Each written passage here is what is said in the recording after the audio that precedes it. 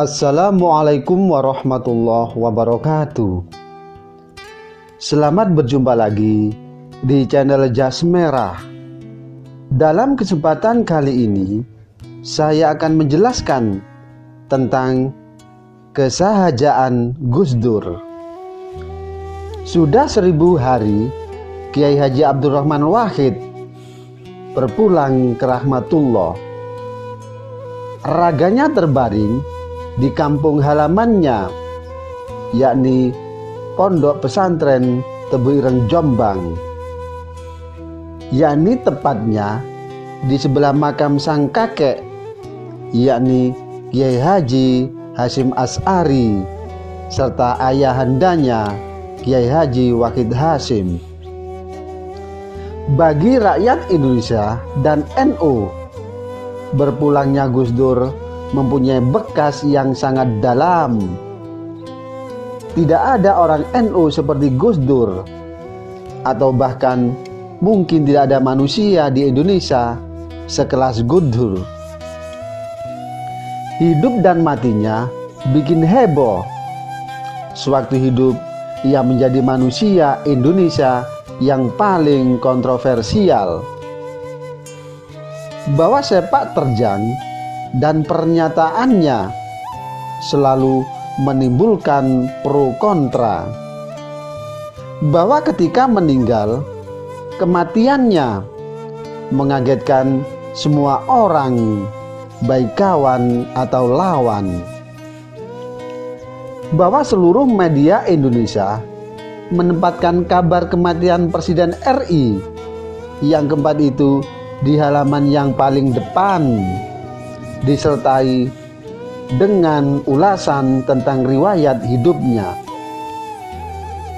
Bahwa upacara pemakamannya dihadiri puluhan bahkan ratusan ribu orang, mungkin merupakan upacara pemakaman paling kolosal di Indonesia.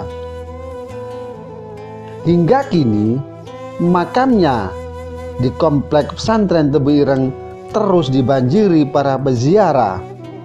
Ruas jalan di sekitar pesantren dipenuhi para pedagang yang menjual berbagai macam produk dari makanan hingga souvenir. Bahwa makam Gus Dur telah menjadi salah satu objek ziarah, yakni para wali di tanah Jawa. Tentu saja hal ini menjadi berkah ekonomi tersendiri bagi warga sekitar. Bahkan dari pengurus Pondok Pesantren Tebu Ireng diperoleh informasi bahwa jumlah santri di Ponpes Tebu Ireng mengalami peningkatan sejak jenazah Gus Dur dimakamkan di sana. Bahwa Gus Dur memang tidak pernah berhenti menjadi magnet baik semasa hidup maupun sepeninggalnya. Bahwa saya yakin jika beliau bukan orang istimewa di sisi Tuhan, tidak mungkin ia anggap menggerakkan jutaan orang semasa hidup bahkan sepeninggalnya. Bahwa keistimewaan Gus Dur adalah pantulan dari berbagai macam kualitas yang melekat pada dirinya. Terlahir sebagai seorang Gus yang berdarah biru. Bahwa beliau menonjol sebagai seorang dengan kecerdasan di atas rata-rata. Sebelum terserang stroke, Gus Dur konon hafal 1000-an nomor telepon di luar kepala. Bahwa beliau menguasai berbagai bahasa dunia. Bahkan beliau mampu berbicara dengan semua lapisan, dari mimbar-mimbar ilmiah, aktivis, serta kiai hingga forum pengajian rakyat. Bahwa pergaulannya sangat luas, minat intelektualnya tak terbatas. Dan di atas semua itu, tidak ada yang lebih mengesankan ketimbang kepribadiannya. Bahwa saya mengenal Gus Dur sejak tahun 1985 melalui tulisan dan kiprahnya yang diliput di berbagai media nasional.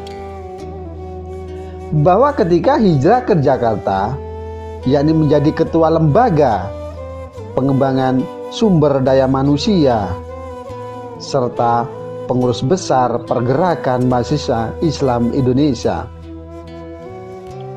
bahwa saya mulai dapat bertemu secara fisik dengan Gus Dur yang waktu itu telah menjabat sebagai Ketua Umum PBNU, yang kiprahnya dan pemikirannya telah menjadi pembicaraan banyak kalangan. Jika ada kesempatan, saya sering menyelinap di kantor Gus Dur di Jalan Kramat Raya untuk mendiskusikan berbagai isu nasional.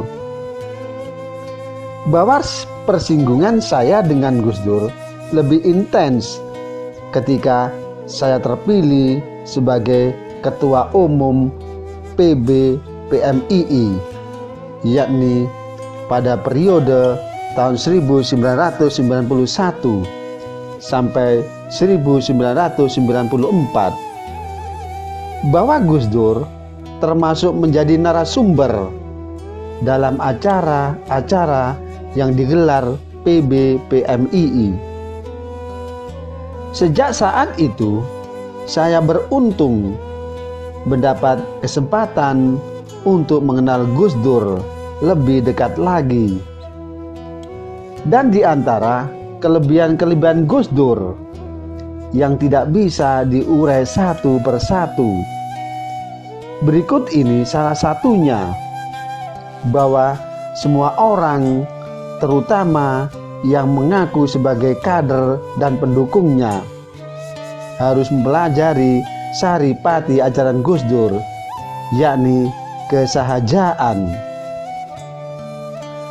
Bahwa tentang sifat kesahajaannya, semua orang hampir tidak menemukan perbedaan antara Gus Dur yang Ketua Umum PBNU dan Gus Dur sebagai Presiden RI. Bahwa hidup dan sikapnya tidak berubah. Gus Dur tetap sederhana. Selera makan dan busananya tidak pernah mewah. Bahwa Gus Dur tetap lebih nyaman menggunakan sandal ketimbang sepatu berkilau.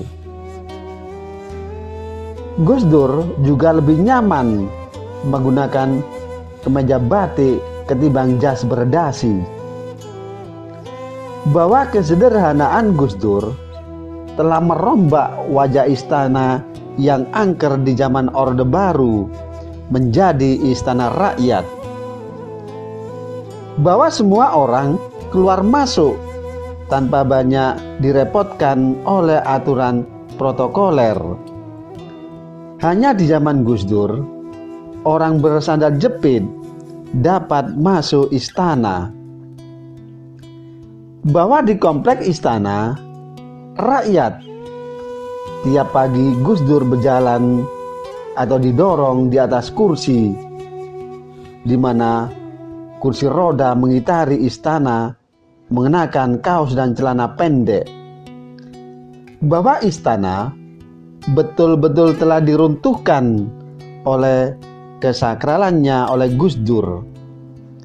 Bahwa Gus Dur bukan tipe orang yang terikat oleh ruang dan waktu. Kepribadiannya mengatasi ruang, dan spiritualisnya mengatasi waktu, dan hatinya tetap utuh duduk di istana negara atau di bangku warung soto atau kikil langganannya.